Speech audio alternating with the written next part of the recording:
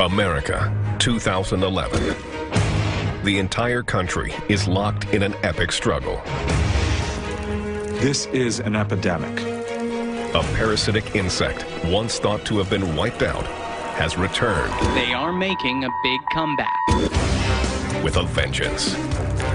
Infesting homes, offices, movie theaters, shopping malls, and subways. There's really nowhere to hide. They're everywhere. They feed on human blood. Blood was everywhere on my sheets. They are almost impossible to kill. I wasn't handling it, and it wasn't being taken care of. It was pretty devastating. And they are breeding. The problem is getting worse daily. Welcome to the bedbug apocalypse.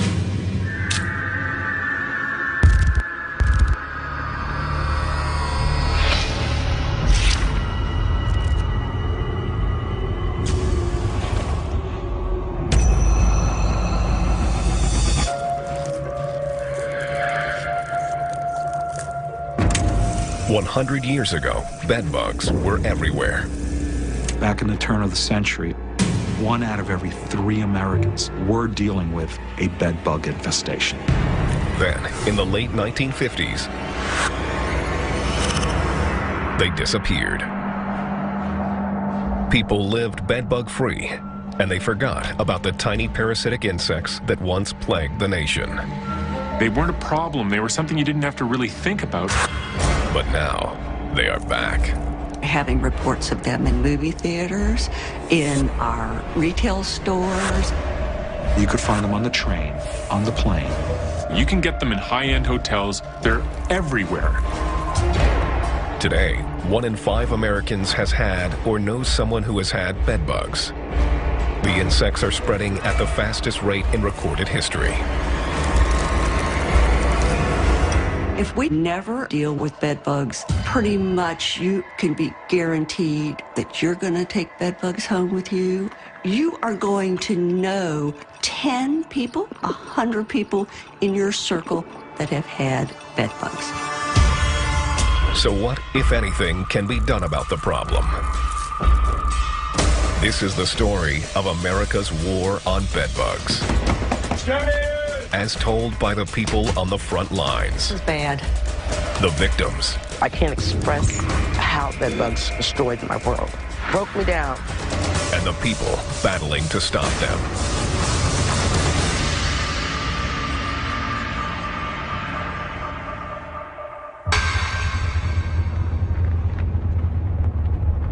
You could tell people about bedbugs, but they don't believe that. They can't imagine it being so bad. Robin Boyd is a nursing assistant in eastern Pennsylvania. Bedbugs tore her world apart. I said goodbye to my life. Over a year ago, Robin walked out her front door and never returned. The reason? An infestation of bedbugs. I felt devastated. I felt like, what am I going to do? How am I going to live? Where am I going to go? Start all over? I'm 54. Today, she's driving back to her old apartment. She hasn't seen it since she walked out. Look like nobody's living there yet. Looks like the same way the curtains are when I left it. Robin's bedbug horror story began the day she bought a new bed. I was so excited about the bedroom set that I begged them to deliver it. I'm like, oh, come on, let's deliver it tomorrow, And they said they could. So when I came home from work, it looked so nice. Got in the bed and fell asleep. And then, about 4 o'clock in the morning, I woke up. And that's when my horror began.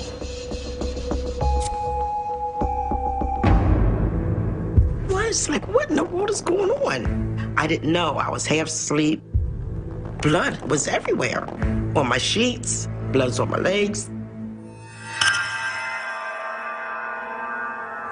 Robin's bedroom set was infested with bedbugs, and they were feeding on her. When a bedbug feeds, it has chemicals in its saliva that help keep the blood flowing. you can just watch it balloon up. And so they literally become engorged with blood.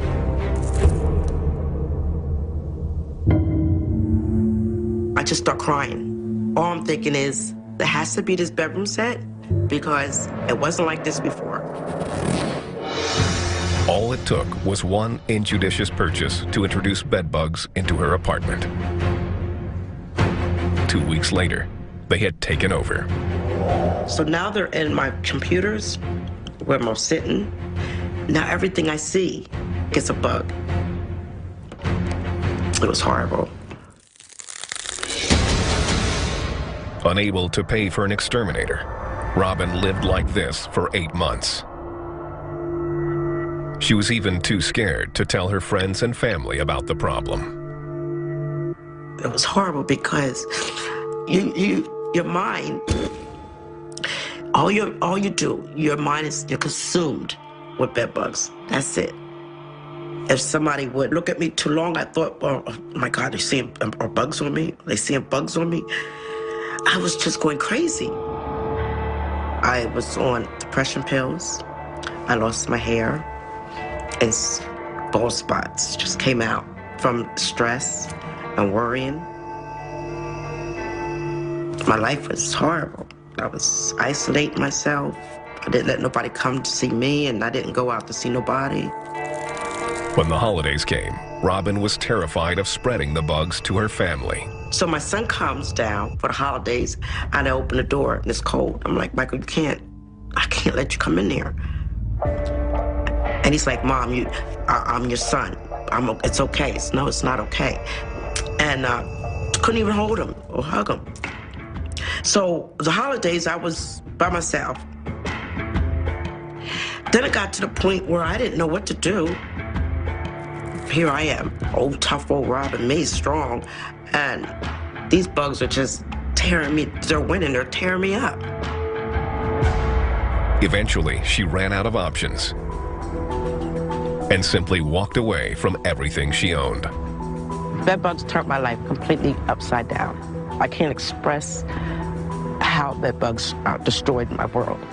Broke me down, and I thought I was tough. Robin is not the only one to have her life ruined by bedbugs. Stories like hers can be heard in almost every city in the United States. But exactly how bad is this epidemic? Dr. Susan Jones of Ohio State University knows the scale of the problem firsthand. Exterminators!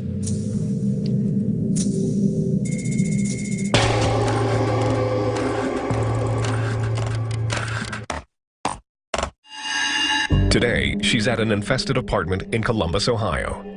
She's collecting live bedbugs, which she'll use to test new pesticides. I'm collecting these bugs because when I'm testing insecticides, I need to be looking at a number of different populations. And the population in this apartment is alarmingly high. Look at all the cast skins in this outlet. There's also some live bed bugs right under where the cover was. It's incredible right here under this chair.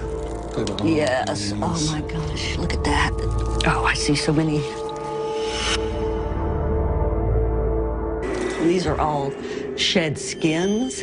See how thick they are? Oh, look, the bugs are in them too. Look at them come out. And that's really their telltale sign, are these black feces. It's partially digested blood. It's not a pellet. It's literally a liquid, dried in place, very hard to get rid of. The entire apartment is covered with the fecal debris of countless bedbugs. Once they get established in a room, they can pretty much go anywhere. They're behind the baseboard. They're behind the ceiling moldings. They're in the carpet. They're under the carpet tack strip. They're in the electrical outlets. They like to hide. Unchecked, a single pair of breeding bedbugs can produce a colony numbering hundreds of thousands in a matter of months. In her lab, Susan charts the spread of these insidious insects. I have a map of the state that shows all the places I've taken calls from, and it virtually is all over. The problem is getting worse daily. It's thought that last year, around 15 million people in the United States contracted bedbugs. And every day, more and more families are waking up to find they've become prey to blood-sucking parasites. I kept thinking, I'm the mom and I need to take care of this.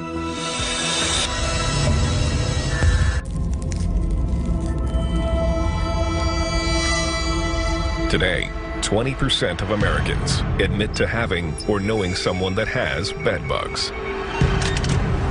And in notorious hotbeds like New York or Cincinnati, the numbers are even higher. The situation is out of control, and it's getting worse. In the last 2 years, cases nationwide have jumped 500%. There's no region in the United States that doesn't show activity with bed bugs. The parasites have expanded far beyond their traditional hiding spots. They can show up in the most unexpected places. In 2010, a New York man called in a pest control company to solve his bedbug problem.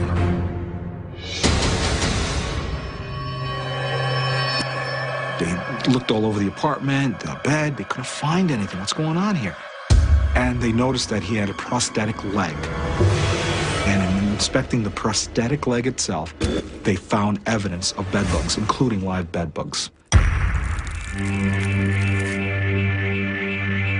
The parasites are so pervasive that even the farthest reaches of the nation are affected. One of the challenges is that there's really nowhere to hide from the bedbugs. They're everywhere. In parts of Alaska, bedbug infestations are up by as much as 1,000%. Even here, the blood-sucking critters are destroying businesses, homes, and families. This story is about the Edwards family, a family of 6 who was planning to move from Anchorage to Homer. They stayed in a downtown motel in Anchorage so that the kids could finish out the school year. I got bit by bed bugs. Dozens and dozens of bites. We spent all the apartment money and everything trying to take care of this. Out of money and out of a place to stay, they spent the night at the hospital parking lot. You're homeless. Completely. It's hard to believe, but only a few years ago, bedbugs were almost unheard of. So what happened? It feels like bedbugs are a brand new thing, but they've been with us since the dawn of time. Humans and bedbugs have been living side by side for thousands of years. European history is littered with tales of the parasitic pests. But it wasn't until around the 17th century that bedbugs arrived in the U.S. As people migrated across the Atlantic, so did the bedbugs. In the United States, 1 out of every 3 Americans were dealing with bedbugs. Then, in the late 1940s, there came a crucial turning point in the battle against bedbugs. The arrival of a powerful new pesticide that nearly wiped the critters off the map for good. Its name, DDT. In the 1940s and 50s, DDT was used extensively to kill agricultural pests, mosquitoes, and household insects like bedbugs. It was the miracle go-to way of killing insects, and it worked beautifully. Between 1940 and 1970, almost 700,000 tons of DDT were used in the United States. It was a brand new world. Now you could live bedbug-free the whole year round for the first time in human history. For a brief moment, people forgot that bedbugs even existed. But history would prove DDT to be a double-edged sword. Millions of bedbugs were killed, but a few developed a resistance to the pesticide and survived. Over time, this brood of mutant superbugs began to breed. And then we start hearing rumors. And by the year 2000, it starts trickling in. 2 or 3 a year, then 20, 50. No one knows for certain why bedbugs re-emerged so suddenly in the late 1990s. Something's happened in the last 10 years, and we don't know what, that's caused them to have this huge resurgence. One theory is that an increase in international travel could have sent bedbugs back to the U.S. Another revolves around the banning of a slew of household insecticides in the mid-90s. It's thought that these pesticides had been keeping bedbugs in check, And when they became unavailable, the insect population exploded. But one thing's certain. Today, bedbugs are extremely difficult to kill. To wipe out a bedbug population using today's insecticides, exterminators must find and treat every single insect in the colony individually. If one pregnant female is missed, the colony will recover, leaving the victims still infested.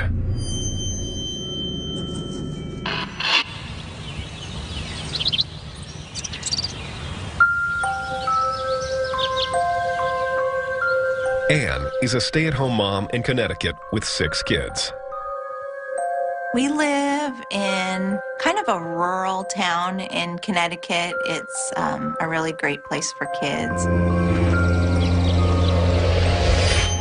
In 2008, Anne made a horrifying discovery. Bedbugs had invaded her home. When I flipped up the bed skirt, we had generations of them. It was gross, and it was in my bed. And they weren't just in her bed.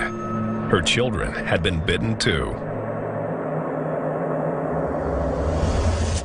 At night, I would just get my little flashlight, and I would quickly try to throw back the covers and see if I could see anything in the bed area or on them.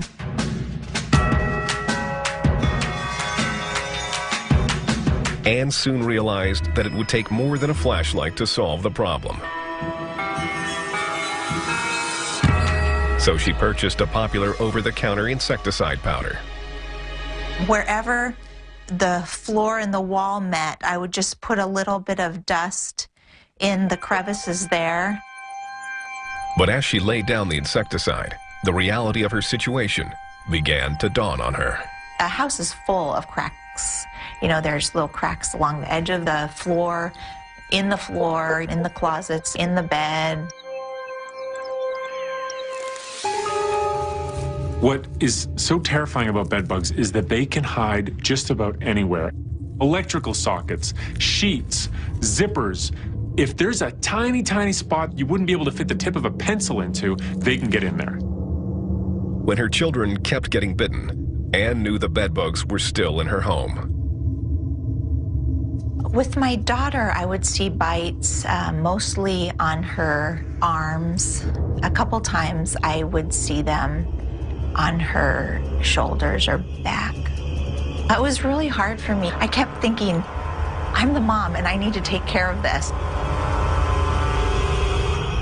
She called an exterminator who gave her some sound advice. The pest control man told me that I needed to wash every piece of clothing in my entire house. The dryer is very good for eliminating all stages of bed bugs. The appointment was about 4 days away, and I needed to wash everything. I definitely wanted his treatment to work, so I just plunged in. The washer and the dryer were pretty much going nonstop. There are 7 beds in this house. I washed my daughter's iPod in the pocket of her pants one time because I was trying to go too fast. I was just going crazy. Halfway through, the enormity of the task became clear. Everything that I couldn't justify taking time to wash and bring back, I just threw away. She was so determined to be rid of the bugs that she threw out one of her most prized possessions. I actually threw away my wedding dress because I didn't know how to deal with it. It would be something that was pretty big and bulky. It was sad because it was a dumb reason to throw away a wedding dress, but at the time I just needed to handle this and take care of it so we could go back to our normal life.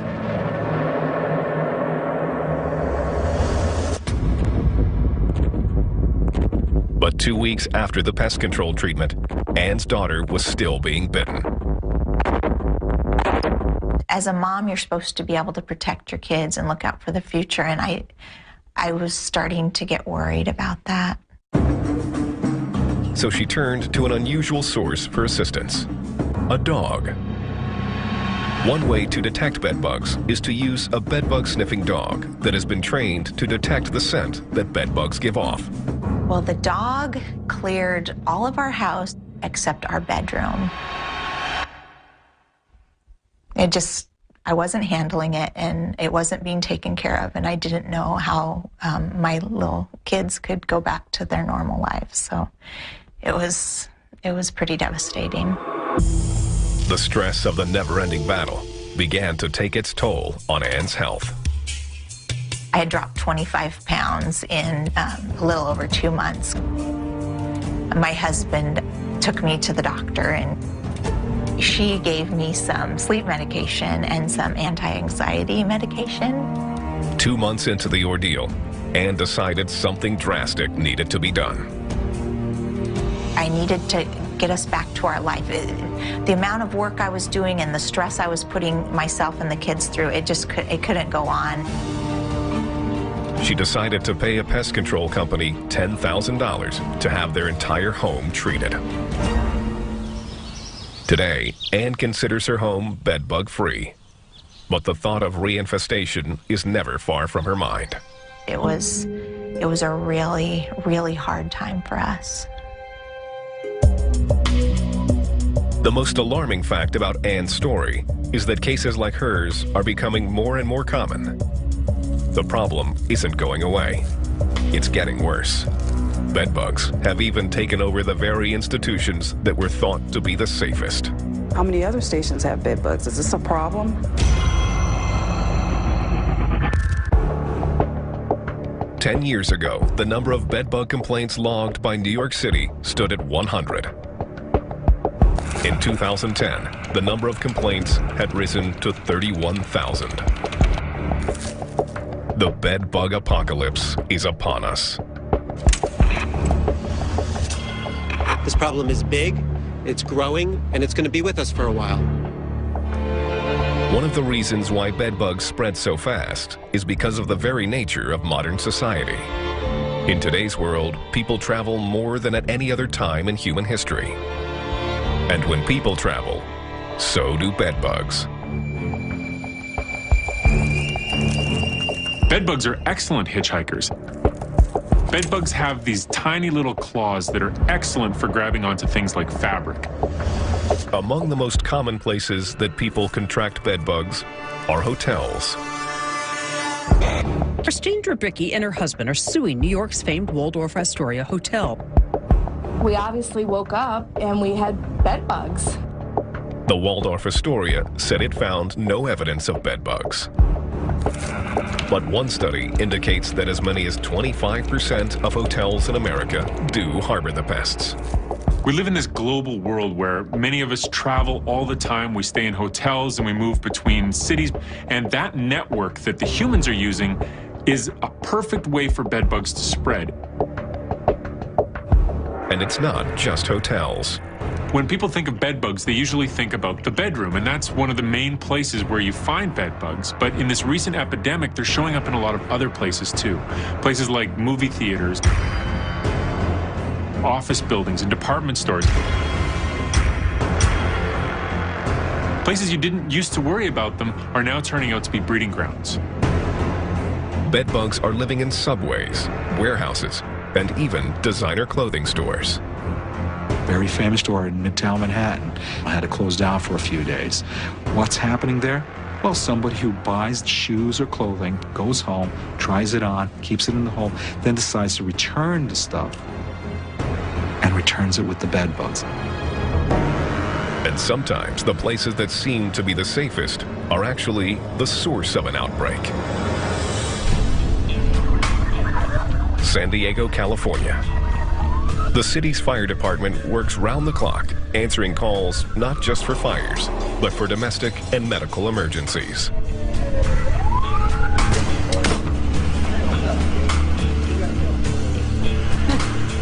%85 of what we do are medical calls. This station is a pretty busy station. They could go in 10, 12, 15 homes a day. And after each call, they return to the station.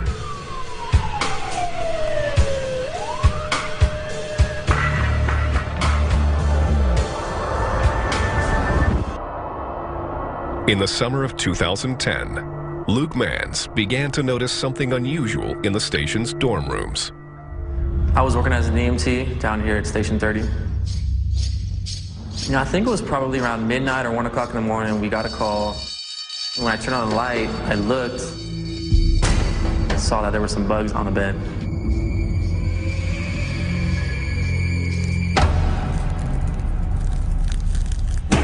No one in the station knew what the bugs were, so they called in exterminator Rob Cartwright.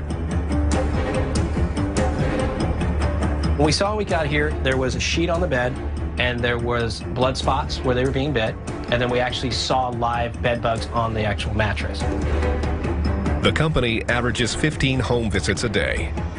But if just one of those visits is to a bedbug-infested home, the crew risks bringing the parasites back to the firehouse, on their clothes, medical gear, or on the floor of the vehicle. And that's precisely what happened.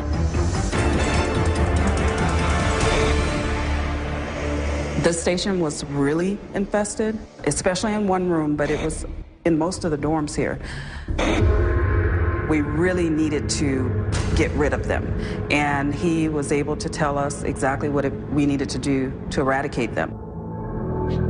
The entire fire station was relocated while the building was tented and fumigated.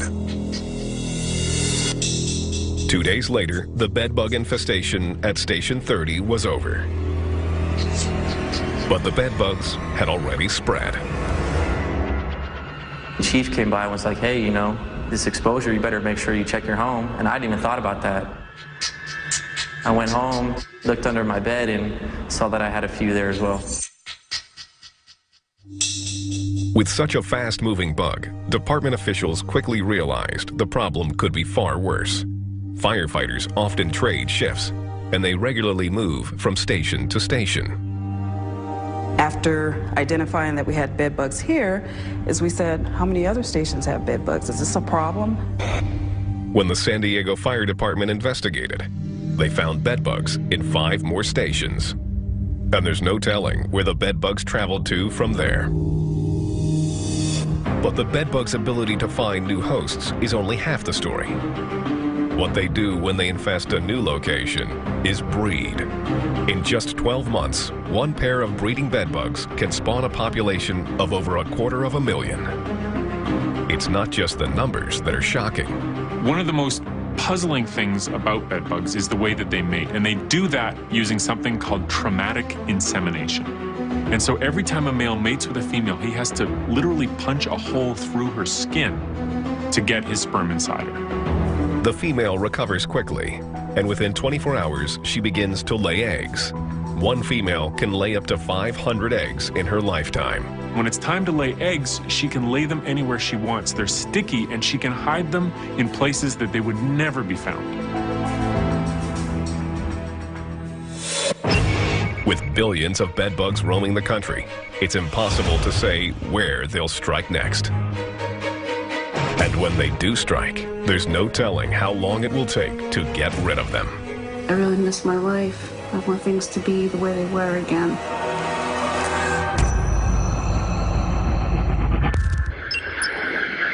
USA, 2011. Billions of pesticide-resistant bedbugs are spreading across the country, and getting rid of them seems nearly impossible. In 1945, a single dose of DDT was all it took to kill a bedbug. Today, some bedbugs can endure over 250 doses of the equivalent pesticide. One of the challenges is that we don't have a magic bullet to kill all the bedbugs.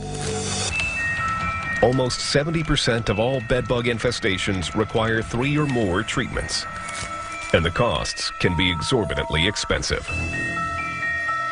Last year, Americans spent more than $250 million trying to get rid of bedbugs. One family in Fort Collins, Colorado, spent $30,000 in a bid to rid themselves of the pest, even draining their children's college funds in the process.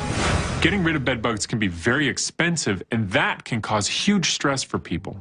The money spent, time invested, and repeated failures can send some people over the edge. When people get bedbug infestations, they become desperate. They'll do anything.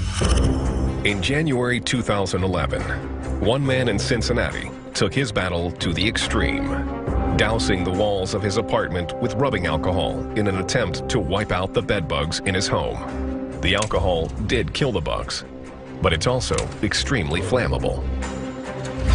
One spark was all it took to send his entire apartment up in flames. So in today's war with bed bugs, who's winning? To those who are infested, the answer is clear. I am definitely in the middle of a battle. Justine Jackson has had an exterminator come to her home 10 times to eliminate her bedbug problem. My house has been hostile territory ever since. It's been a battleground. But she's still seeing bugs. So now she's simply living with them. To keep the bed bugs from nesting in her belongings, Justine has boxed up almost everything she owns. If somebody was to walk in my house right now, they would see the remains of what was a home. It's like a post-apocalyptic war zone. It's just barren. It's a wasteland. It's not really a home anymore. Once you start thinking about the fact that they could be there or the fact that they are there, that really gets to a person, and it really gets under your skin.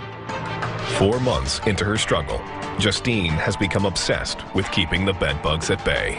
It's uncomfortable even just to look at yourself and see yourself covered in these marks. You feel like a leper. Over time, Justine's collected all kinds of bedbug detection tools. This is my little traveling inspection kit, my preparation kit. You never know when you're gonna see something, so. For Justine, even the simple act of sitting on a chair has become an elaborate ritual. I'm the steam queen. I'm filling my bottle with hot water so I can fill my steamer. One of the first things they told me was that they die at 120. I'm gonna steam my chair. Can't really relax until I know everything's done. I can't believe this is my life. This is it. Can't believe it happened, but you know, gotta do it. With the seat properly steamed, her next precaution involves a homemade innovation, a plastic bowl as a foot protector. I don't feel comfortable with my feet on the floor anymore. This is just double-sided tape. It's pretty sticky. I put the double-sided tape on here just as a kind of a double security. I put it here just so if something does try to climb up the plastic, it might just get stuck on the tape and then I'll see that something was trying to get to me. Bed bugs are pretty fast, but they do have some limitations. If there's a very smooth surface, like smooth plastic, and there's a little bit of talcum or something like that, they can't move at all. To stop the bugs from nesting in her clothes, Justine has packed her entire wardrobe into plastic bags. So this is my clothing. You don't realize how much you have until you take it all off of hangers and take it out of your drawers. It's been about 4 months since I've been living like this. 4 months since I've enjoyed relaxing in my bedroom. 4 months since I just sat and watched a movie downstairs. And 4 months since I've really been able to do anything normal without having to worry.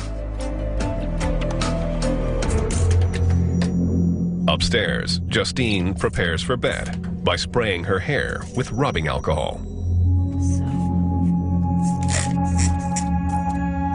If there is anything on me, this is a contact killer. And it'll kill it, I hope. You know, just try to get it into the hair. Rubbing alcohol can kill bed bugs, but it's also flammable. I don't even bother making the bed because the bed gets stripped so often. With her bed bug prevention measures complete, Justine finally gets into bed. But within seconds, any comfort gained is lost. Just looking for movement, you know, to see if there's anything there. So far, so good. I'm really ready to be done with this. It's been a long time. It's been now 4 months. I really miss my life. I miss just want things were normal. I want things to be the way they were again. I mean, you take certain things for granted. You really take for granted being able to get into your bed at night and go to sleep. Like, I haven't had that luxury. I haven't had that place, that refuge, that place where I can go in the middle of all this. And it's really taking a toll on me. I have to get some sleep. So we'll see how it goes. Is it too late to stop this relentless parasite from spreading? Or can humans find a way to strike back?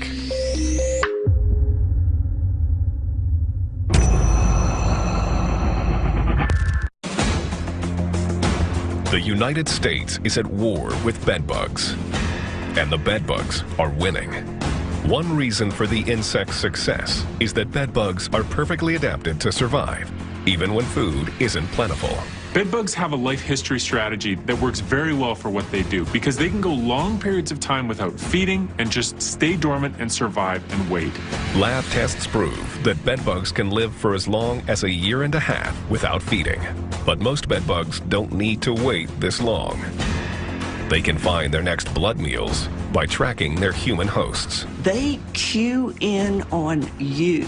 They seem to be cueing in on your carbon dioxide gradients. As they get closer to you, it's a higher and higher concentration, and then temperature comes into play, and it is just like a homing device. And so they're the perfect parasite. No one understands this better than Dr. Louis Sorkin, an entomologist at the American Museum of Natural History. He keeps a colony of bedbugs for study. But every bedbug needs food. And for Sorkin, there's no better way to feed them than to roll up his sleeve. The way I feed them is invert the jar on my arm, and they can put their mouth part, their stylets, through the holes. Drawn to the warmth of Sorkin's skin, the bedbug colony quickly gravitates towards their meal. They pick up the odor of the arm. They would have picked up carbon dioxide from me breathing. Bugs that are already on top of the jar have started to feed. Bedbugs leave behind a painful, itchy rash. And when 1,000 bedbugs feed at once, they leave behind a giant welt. While they aren't thought to transmit disease, recent research shows some do carry dangerous pathogens, including MRSA. Sorkin's captive insects don't have to travel far to feed. But outside the lab, bedbugs can be attracted to their food source from up to 100 feet away. It might seem like humans are fighting a losing battle, but there are ways to fight back. Trained dogs can help with detection by sniffing out the bugs. Carbon dioxide vapor can be used to flash freeze the parasites. And in spite of their apparent invincibility, bedbugs do have one fatal weakness. The Achilles heel of bedbugs is heat. They cannot survive high temperatures. And so if you can get the temperature above 120 degrees for a sustained period of time, they have no mechanism to deal with that excess heat. Up until now, humans have been using heat to kill bedbugs one by one. But can heat be used to fight bedbugs on a larger scale? Cincinnati, Ohio. A team from Gold Seal Pest Control is about to treat an infested 5-bedroom home. The house has a sizable bedbug population. In order to kill them all, the team will raise the temperature in the house to 140 degrees. Using industrial heaters and long metal ducts, the team pumps hot, dry air into the house. But to make sure they don't leave any cold pockets where bedbugs could survive, the team has to go inside as well. What I'm using here is a thermal imaging camera, which will help me find cold spots as well as determine hot spots. The sudden rise in temperature disturbs the bedbugs, and they begin to emerge from hiding. This bedbug here is starting to experience disorientation. Up here, we're finding very small nymphs moving, and eventually they'll all come out and simply desiccate or dry out and die. When the interior of the house reaches 140 degrees, all bedbug movement stops. And at 140 degrees, they're dying within minutes. They're dying before they even know what's hit them. This method is one of the few ways to destroy an entire bedbug population in just one day. But once the heaters are gone, there's nothing to stop new bedbugs from coming back in. So with such a resilient parasite running rampant in every state, how can people prevent a bedbug infestation? In every corner of every state, bedbugs are invading people's lives. They are everywhere humans are. The pests are so widespread that the only surefire way to stop them is to never get them. Know about its habits, know where to look for them, know how to identify them, and watch things around you. So how can the onslaught of bloodthirsty insects be avoided? The answer is to be vigilant. We, as humans, have to change our behavior so we don't take bedbugs home with us. Experts recommend checking hotel headboards, mattresses, and bed skirts for any signs of bedbug activity. Whenever you travel, you need to make it top priority. I'm going to do a bedbug inspection, and I am not going to stay in a place where I see signs of bedbugs. Travelers should never unpack clothing on a bed and never place it in hotel drawers. When visiting other people's homes, don't leave coats or purses on their bed. And before sitting down in a taxi, on a plane, or in the movies, examine the seat carefully. Today, I recommend things like having a small little flashlight, similar to the one I have here in my hand. No bigger than this, very bright. Give it a quick look-see around this chair before sitting down, and then enjoy the movie. Someone who has been exposed to bedbugs can kill the insects and their larvae by placing clothes in a dryer for 30 minutes on high heat. And while home infestations are tough to treat, they're not impossible to eradicate. A bedbug infestation is always easiest to stop early on. So if you think you've got a bedbug infestation, act quickly. Today, prevention is essential to avoiding bedbugs, but it's not enough to wipe them out. Unless we find an insecticide to control these bugs, everybody is going to encounter them. Because every moment, they're multiplying and looking for new hosts. And without a silver bullet on the horizon, these blood-sucking parasites will continue to spread. The future for us, the immediate future, is going to be challenging. Humans are the ones who can expect to change, because bedbugs aren't leaving. Bedbugs are winning, by far. They have taken hold. The whole time we're talking, they're breeding, and we're dealing with more bedbugs. America 2011. Welcome to the post-apocalyptic bedbug world.